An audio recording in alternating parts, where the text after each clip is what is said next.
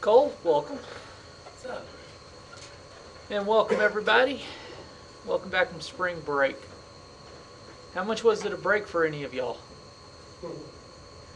It wasn't much of a break for me. All I did is sit on the couch and watch TV till Saturday. Got up bright and early. Went and umpired 10 games in 12 hours, throwing somebody out. And then haven't been able to walk since. No, that doesn't mean the guy that I threw out was trying to beat me up or anything. It just means umpiring 10 games in 12 hours will kill you. Let's work on your knees right there. No, I was basically in a squatting position for 10 Yeah. hours. I'm just saying that's a. So I got a good workout, I'll tell you that. But anyway, so let's talk a little bit about medium access controls, the MAC controls, MAC layer. We're going to talk a little about wireless LAN service sets. We're going to talk about MAC frames, MAC frame types. We're going to talk about discovering, joining, and transmitting on a wireless LAN. How many of y'all have read Chapter 6? And the crowd goes quiet. A service set. Basically, it's a set of devices, or all the devices that are configured to be an 802.11 wireless LAN.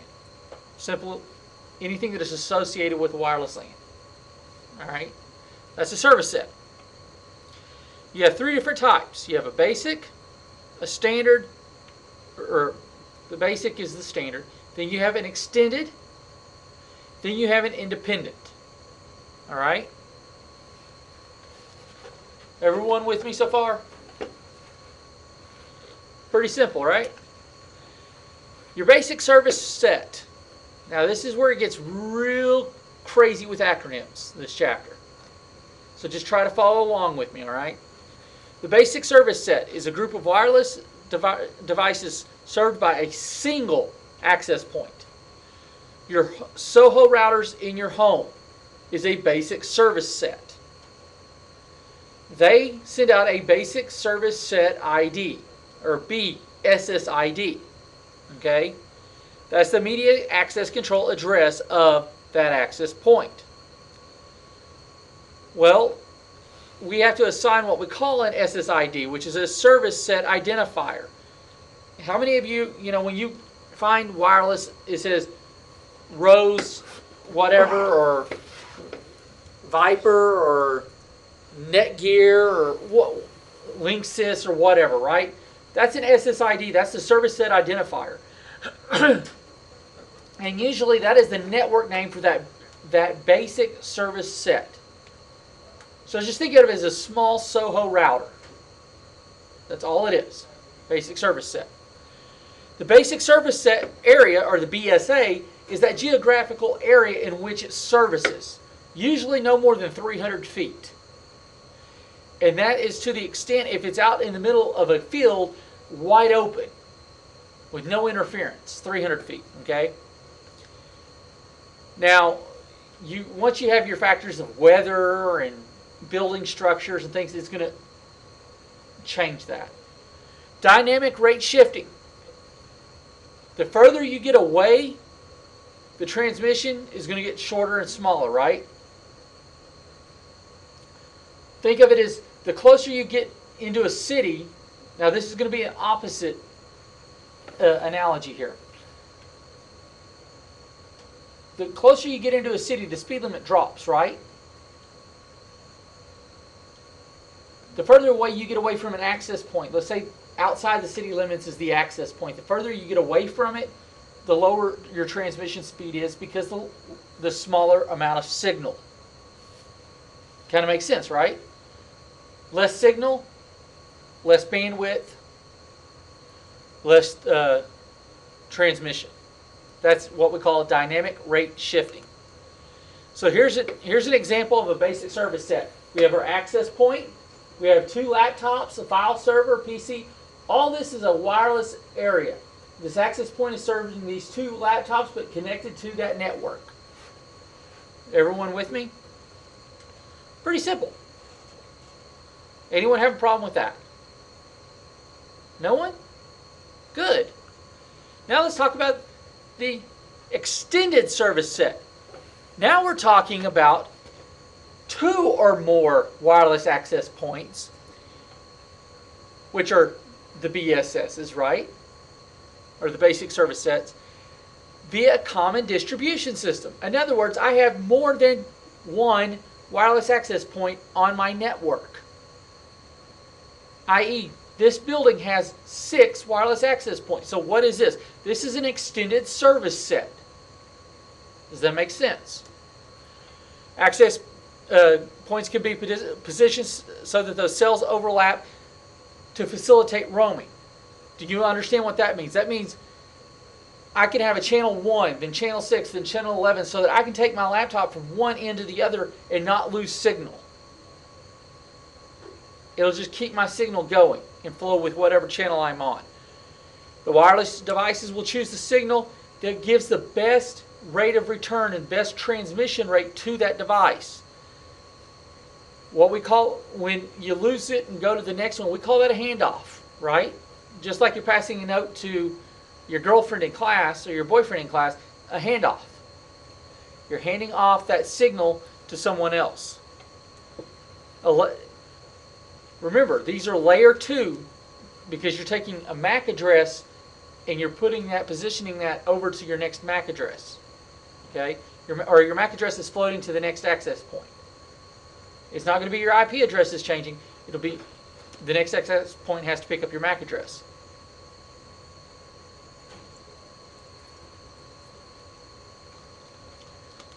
And they occur on the same subnet, right?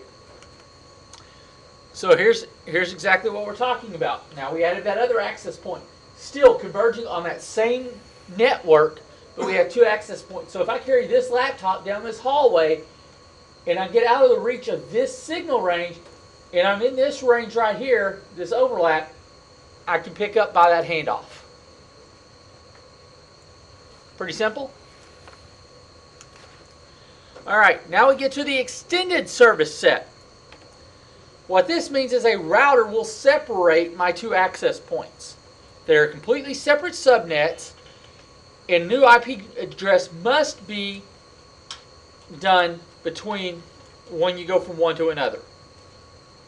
Make sense? You're going to lose connectivity and reestablish it instead of carrying it through. So those are the 3 ways you can do it. That's why you call it layer 3 roaming, because you'll lose your IP address. Everyone with me? If you're at layer 2, you're transferring with roaming over a MAC address. At layer 3, you're dealing with IP addresses, right? Everyone remember that from the OSI model.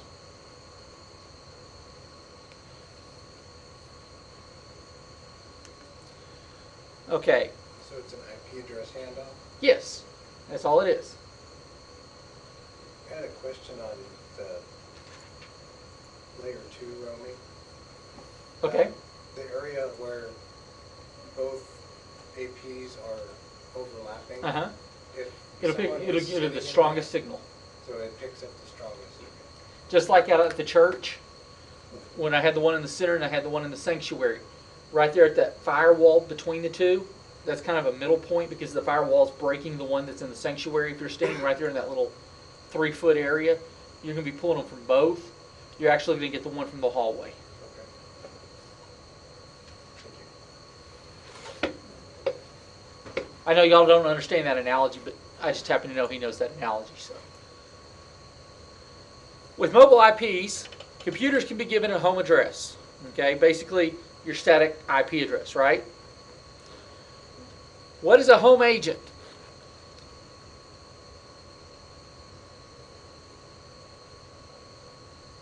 Read the definition and kind of give me an analogy.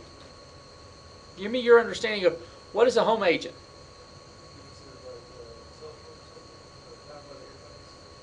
I can't hear because of this. You're going to have to. Tablet at your house says a mobile computer. No, what is a home agent? Like a router? Keeps track of what IP address is at. What about GPS? When the computer runs into another network, the forward agent provides the routing services to the computer.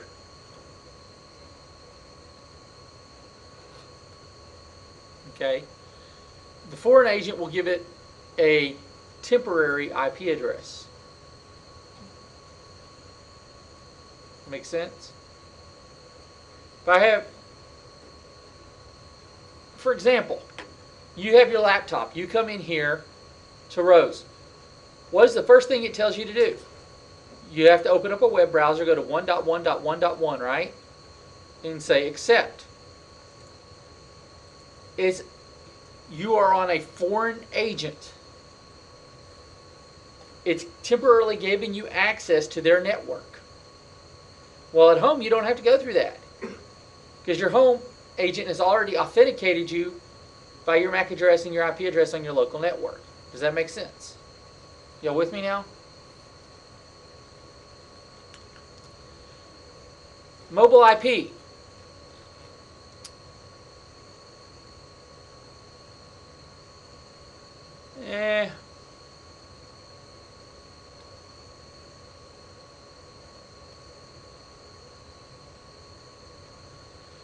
What basically a mobile IP does is it's kind of like a static IP address for your computer, but allows you to be mobile throughout, and every router will know what you are.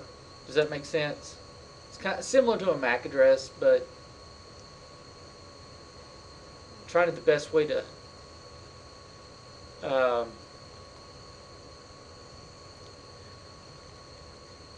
just like a GPS identifier.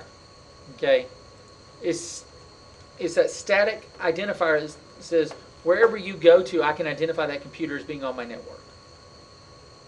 Does that make sense? So here's the idea of the layer 3 roaming, which we already talked about, where you have the router between. If you come from here and go over to here, this is a foreign one, this is your home. You come over here, you're going to have to go through their router to get access out. Does that make sense? Have I lost anyone? Extended service sets have what we call a distribution system. It takes the access point and it will determine what communication needs to take place, whether the APs are an extended service set or with a wired network. Okay? It's distributing your connectivity. That's what a distribution system does. The distribution system media is the mediums that connect, whether you're wire or wireless, on that network. So if you're wireless, what are you going to be? A wireless distribution system, or WDS. I told you this chapter is nothing but acronyms, so just bear with me. You all okay? Have I bored you to death with acronyms yet? Here we go again. Now we get into the independent basic set. This is what we call infrastructure mode. This is where you communicate through an access point just like everything else. An independent basic service set is wireless access or wireless network that does not use an access point.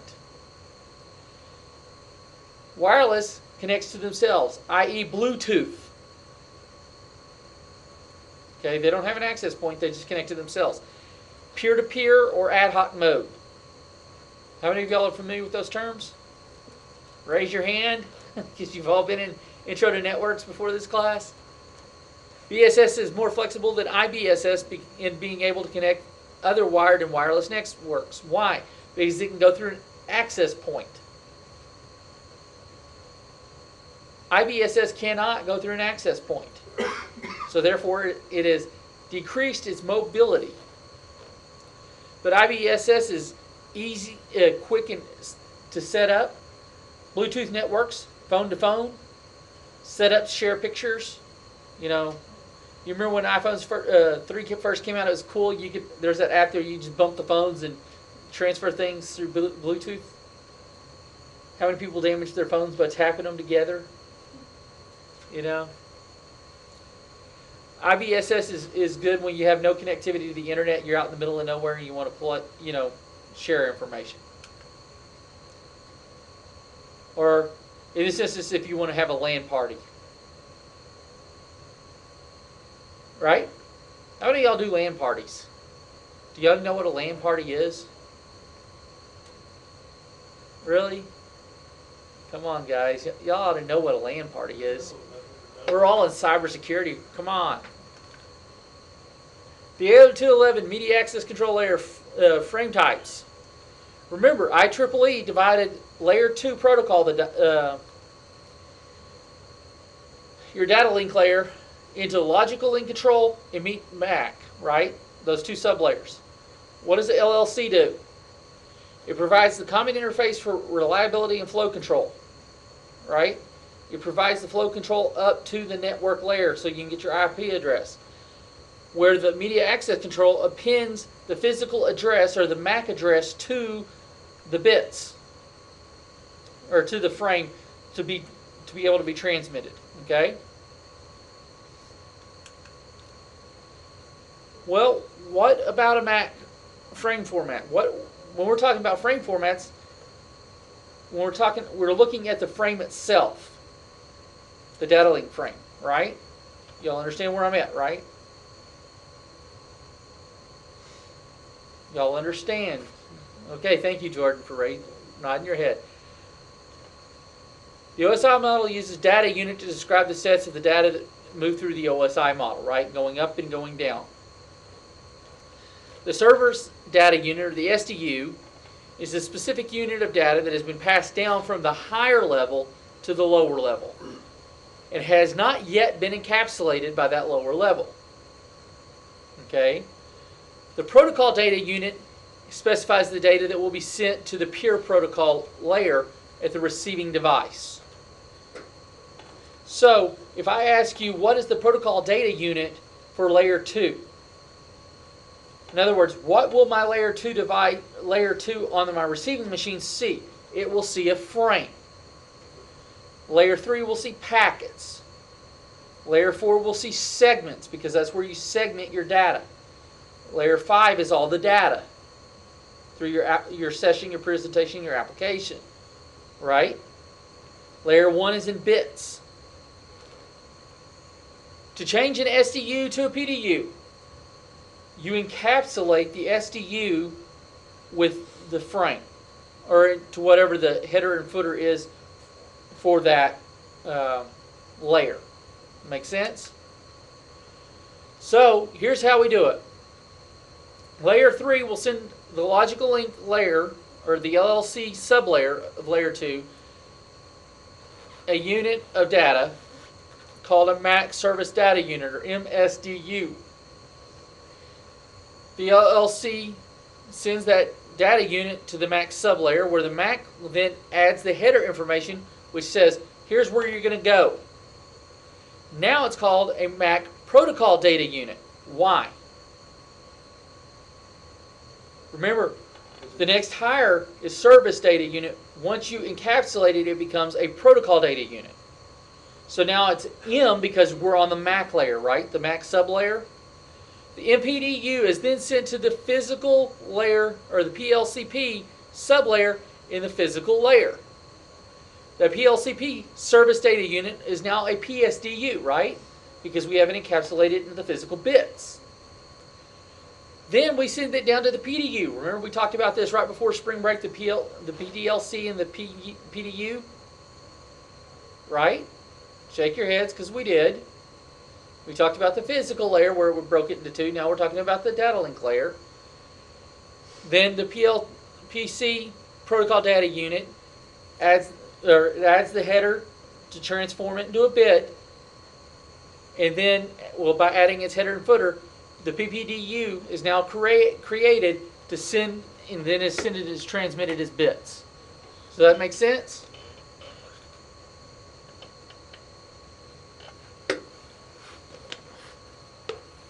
Let me start this over. Layer 3, when it starts here at the LLC, is in packet. Packet then gets sent from the LLC down into the MAC. The Mac appends a header. It becomes a frame. The frame gets sent down to the physical layer, where it gets put a header and a footer. Well, I'm sorry, there's also a header and footer in the Mac layer. Down to the PPDU. PPDU is converted to bits and sent on out. That's all it is to it. It's really a simple concept. It's just, this makes it difficult. Maybe this helps. I have my packet. It comes in. When my packet comes in, it becomes a Mac service data unit, right? It gets sent from Logical Link after I got my flow control. Come down here to a Mac protocol data unit because I've now added my header and footer. My header and footer is now added. Now I have a frame. The frame is now being transmitted from the data link layer down to the physical layer. So now it's a PSDU because it's now on the physical layer. Physical layer then puts its header and footer on it and changes it to a PPDU, which now can be transmitted into bits. Bits then transverse over to the receiver. The receiver breaks it and comes all the way back up. Does it make sense? You're following me now, right? So it's a frame between step 2 and 3. In both step 2 and 3, it's a frame. No, it's a packet from here to here and frame from here to here, and this is bits. All right? Now, I'm going to throw you for a little bit more of a trick. We can do what we call aggregate or concatenation. We can aggregate two or more together to be combined into one. So if I take two MSDUs, put them together to make one MPDU, now I have an aggregate MSDU. Does that make sense? If I have two MSDUs, I can put those together to make one MPDU, but it's also an aggregate MSDU. Then I put that down because I have a second set over here that I did. Now I have an aggregate MPDU because I have two MPDUs. So I'm just bulking things up to send it. Does that make sense? Interoperability. Different systems able to understand each other, right? Guys and girls, you know, men are from Mars, women are from Venus. Is that what the book is or something like that? We're not interoperable. We don't understand each other. Dallas is back there in agreement with me? No? You disagree? All the guys agree. All the guys agree. The women disagree. Which proves your point. Do what? Which proves your point. Exactly. One area of difference is the 802.11 and the 802.3. What is the difference? What's 802.3? Cole? Uh-huh. That's not Ethernet. Cole, what is it? Definitely not wireless. No. No. Wouldn't do that.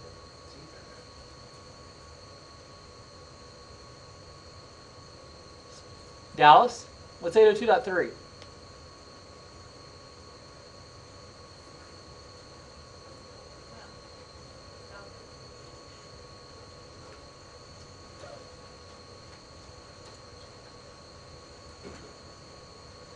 Ashley, what's 802.3? It's the I got it. Triple E. I Googled What is it, Cole? it. Ethernet. Yes. What's 802.11? Wireless. That's wireless. That's wireless. Are they interoperable?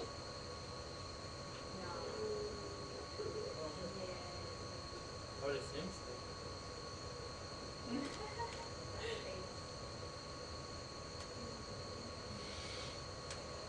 Are they interoperable?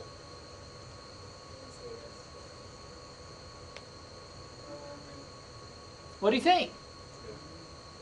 They kind of have to be,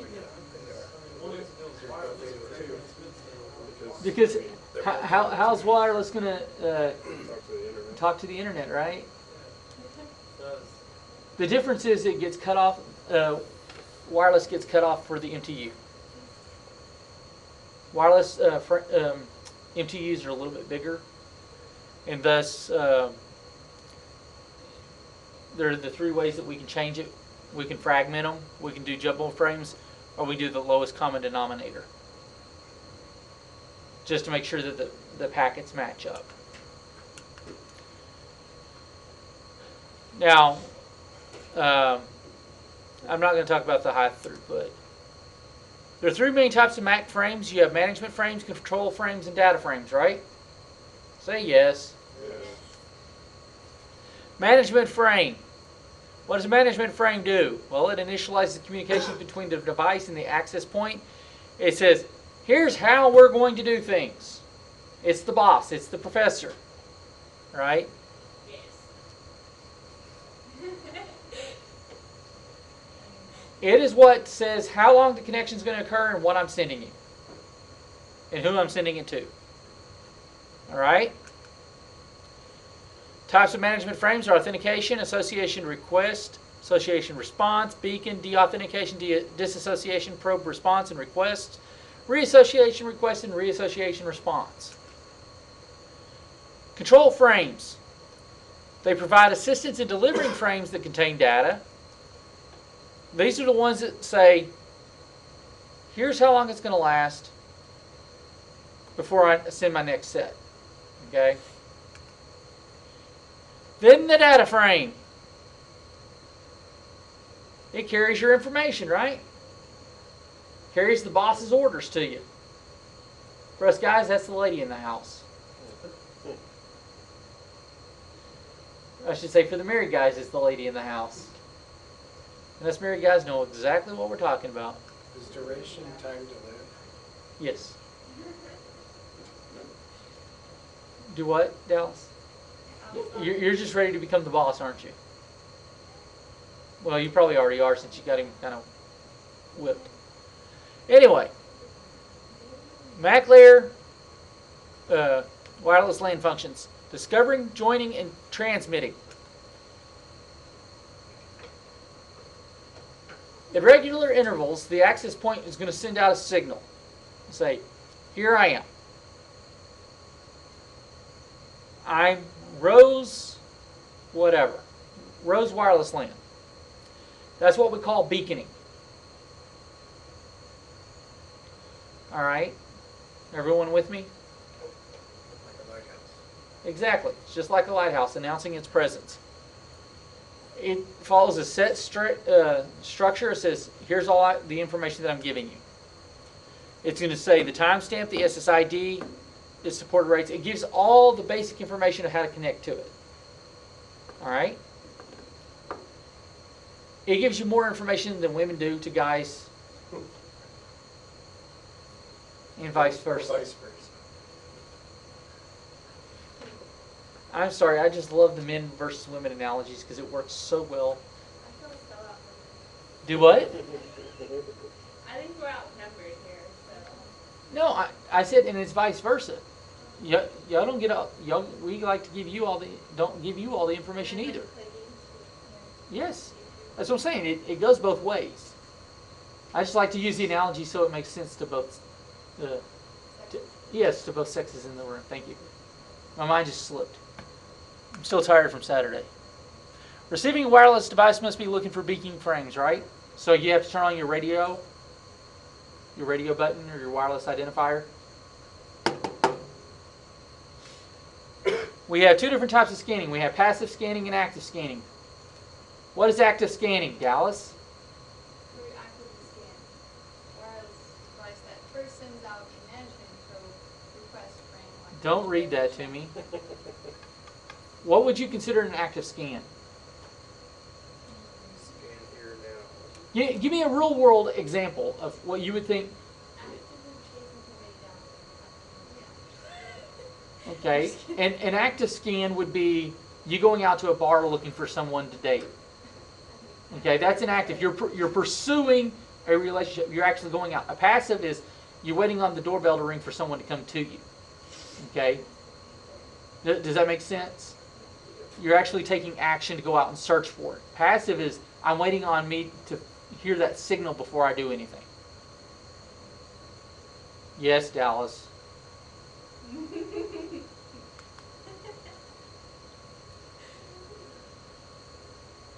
Okay, here's an active request. Laptop sends a probe request frame. The AP responds. I mean that's how active it is. All right, joining a wireless LAN. Unlike the authentication for a wired authentication is of the wireless device, not the user. The access point will accept the wireless device if it is approved. But you can also have an open systems authentication, which allows you to or sends an association request frame to any access point.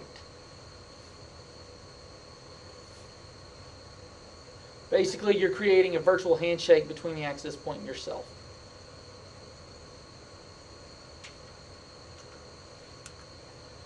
Shared key authentication.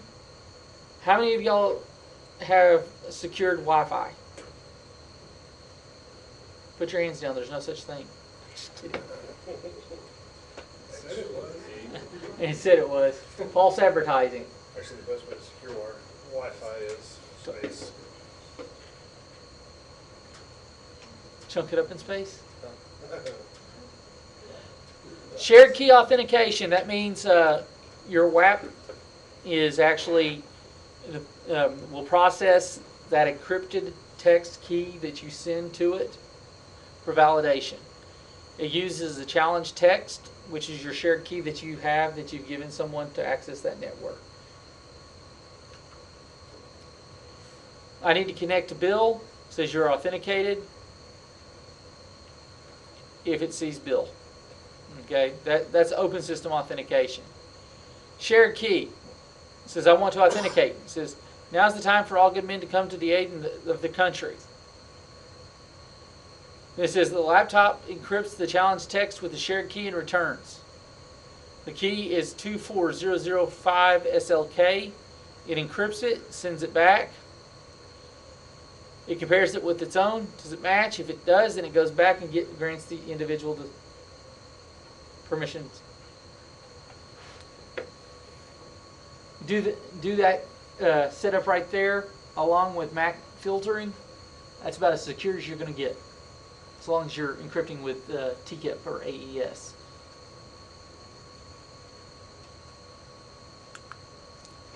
Association.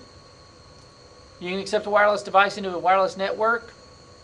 Once I've associated with you, how many times have you gone to your laptop after you've gone to Starbucks and you've logged into Starbucks free Wi-Fi or Panera, and then you go home and you still see it in your Wi-Fi area? That's an association. So the next time you come back, it already knows that you've had access to it before, so it trusts you. Is that a good thing?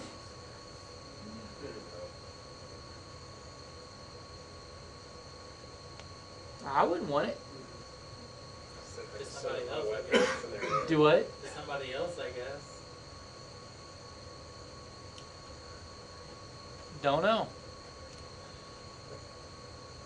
It'd be a fun test though, wouldn't it? To set up a WAP that's got the same SID as Starbucks. See how many people automatically connect to it. Just randomly drive through neighborhoods.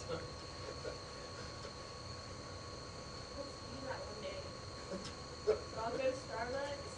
Let's all go to jail. Deny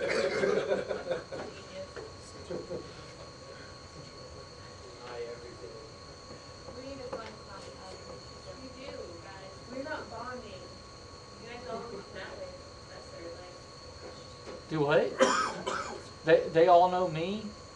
No, I said we're not bonding. They're all looking at you. No, that's what you call them. I'm thinking about going ahead and coding my pineapple, and we can just go over to IHOP or Panera or somewhere like that. Starbucks. Find a place where a lot of people have open Wi-Fi. You may just walk out here or walk up and down some classrooms.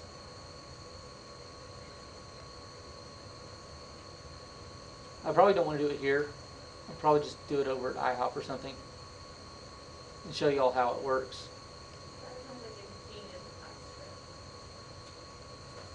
class Or, because if we do it at Panera, that takes up too much room in that small area. Starbucks, there's not enough room for all of us. IHOP, we can sit on one side of the building and still nail everyone on the other side of the building. We have pie. Huh? They have pie. I'll have to ask permission to see if I can move one class off and say we want to go try something. It's one of the one-legged waitresses. But then again, it's probably better to just do it and then ask for forgiveness later. Yeah, we don't need permission. We just need forgiveness first. So We just need forgiveness. America, they'll forgive us. Well, they may require me to take a school vehicle for all of you because it's a school event. Not really. You could just cancel class and Yeah. Know that I have to take time off of work. If I'm taking time off of work, I'm not going to do anything Yeah. because then it's my liability.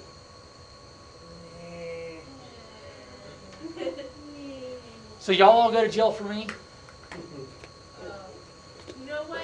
I will cry and say it wasn't us. It was that old elderly couple, right? And pointing to Dallas? Wow, that was nice. I'm not gonna. Pointing in a general direction where the elderly couple would be.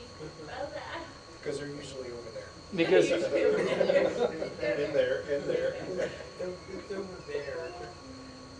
the one that just went out the door and got in their car go get them, and then we'll go out the back. hit the alarm. Conveniently be parked in the back. Guys, we're recording this and it's going to go. Beautiful. Erase all the evidence. Then the online students don't know what we're doing. They don't need to know. They don't want to secret. Video.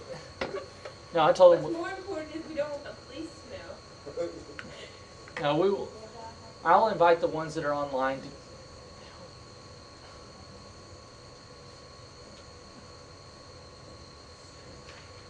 Rick, quit laughing at me. Yeah, I know. I feel your pain. Yes, you do. You're probably the only one that do. All right,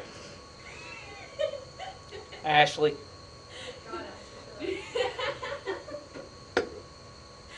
Sorry.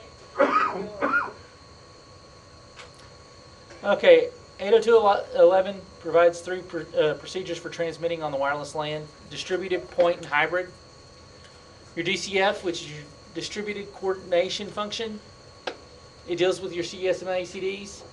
Remember, carrier sense multiple access with collision detection and collision avoidance.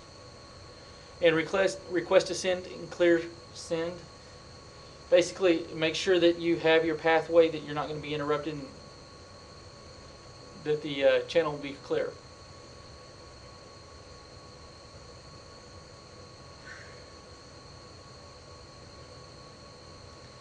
Contention. The rules or channel access methods, rules for cooperation among wireless devices. What is CSMA CD? Basically, it checks the network before it sends a frame to make sure that if no one else is transmitting, so it can detect or avoid collisions. Of course, on wireless, it's really difficult to detect any possible collisions because you don't necessarily know if anyone else is going to be sending signals to the access point or not. Unlike Ethernet, where you can see everything that's going to be on that one channel. You can have hidden node problems where you can have one computer that's hidden and no one knows where it's at. Those are always fun. Then you have distributed coordination function, which is CMSA CA, which is your avoidance function, which means that it will attempt to avoid collisions. It'll still send it, and then once it recognizes there's been a collision, then it waits a certain amount of time, then sends the next packet.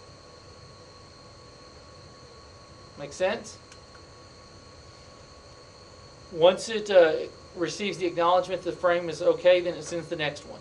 If acknowledgement is found, then it waits a predetermined amount of time, then sends it again. Collision avoidance does not eliminate collisions. The rest, request to send, clear to send protocol, the RTS CTS, is basically a virtual carrier sensing. All it does is look, has a lot of overhead for wireless transmissions. Why? Because it's got to look a lot of places for transmissions. Only packets that are greater than RTS threshold will be able to be sent. Fragmentation, basically they divide data to be transmitted from one large frame into smaller. Thus, what fragmenting means, cutting things down. Does the more APs you have reduce collisions, like It can, yes. segmentation? Variations of the RTS CTS, CTS itself. What it does is a process used when you have G devices that are mixed with B devices. You have your HT dual CTS protection, which you have 802.11n's, devices mixed with an AVG devices. Or you have your high throughput, your LSIG protection, where you have just 802.11 mixed with anything. All right. Interframe spaces, that's the intervals between transmissions of the data frames.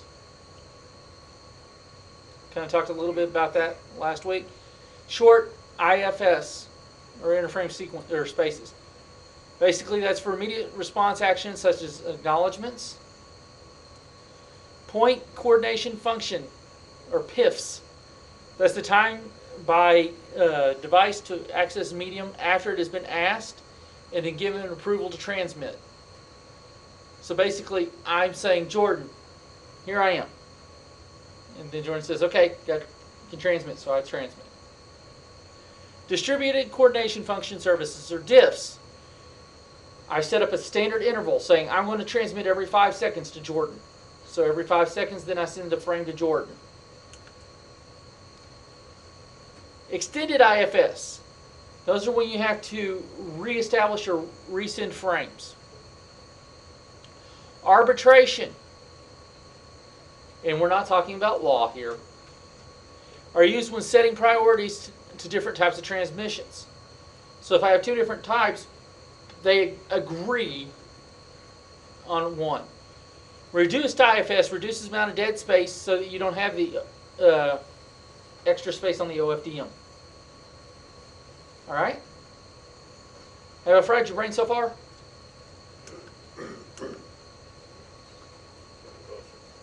Do what? Getting closer. So here you go. Diffs, frame 1. SIFs, which you have your acknowledgement. Diffs, back off interval. Then I send off frame 2. Acknowledgement, diffs, back off interval, frame 3. Make sense? Basically, I give my diff, and I'm sending frame 1 immediately. Then I'm waiting for my acknowledgement. Then I give it a back off interval after I've sent frame 2's diff, so it knows in 5 seconds I'm going to send my next one. You'll kind of see the flow now.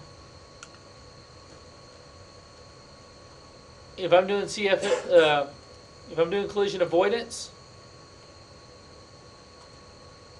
notice how I changed the back off interval different on each one, so that they're not going to run into each other. This is not good because I got a class after this. Polling. Raise your hands if you're going to vote. Okay, that's polling, right? It's a channel access method in which a device asked in sequence if it wants to transmit. Adam, do you want to transmit? No. Kevin, do you want to transmit? Cole, do you want to transmit? Joe Aquino, do you want to transmit? I do. Ashley does. See, she went out of order. So we have a CA. We gotta avoid it. Do what? She's spoofing. Oh, she's spoofing. Hacker. If a point coordinator hears no traffic after PIF's time, then it sends out a beacon for him, trying to say, "Hey, are you still there? Jordan, did you leave my class early?" Okay. Now we get into hybrid coordination functions. All that does is allow different types of wireless traffic to be given different levels of priority. Do I want my in traffic to have higher priority because they higher bandwidth, higher rate of return, and then my G's being lower and my B's being lower than that? Probably. The slower speed, I don't want them to have higher priority, do I? Or maybe I do, so I can throttle my bandwidth on my higher end. Do I? If I'm the receiver, no, but if I'm the ISP, probably. The Enhanced Distributed Channel Access, or the EDCA, contention-based but supports different types of traffic. They have access categories, known as ACs, and I'm not talking about what's in the wall.